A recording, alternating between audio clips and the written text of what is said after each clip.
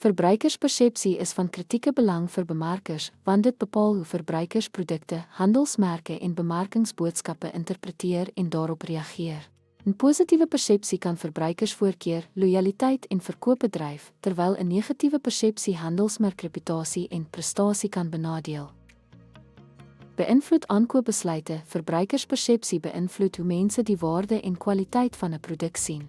Betroubare produkte word meer gereeld gekies.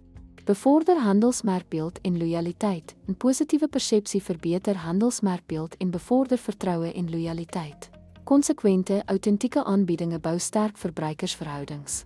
Beïnvloed die doeltreffendheid van bemarkingsstrategie. Bemarkingsdoeltreffendheid hang af van verbruikerspersepsie.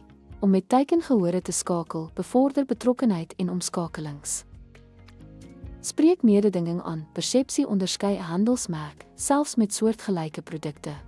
Die uitlig van unieke verkooppunte gee 'n mededingende voordeel. Beïnvloed prysstrategieë. Produkte van hoë gehalte kan hoër geprys word, terwyl produkte van lae waarde sukkel om te verkoop.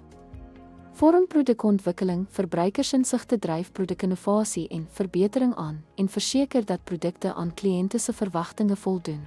Terugvoer, verfyn of skep produkte. Verbruikerspersepsie is noodsaaklik vir bemarkers, want dit beïnvloed hoe verbruikers 'n handelsmerk se aanbiedinge beskou, daarmee omgaan en waardeer. Deur persepsie te verstaan en te bestuur, kan bemarkers impakvolle strategieë skep wat kliëntetevredenheid en besigheidssukses bevorder.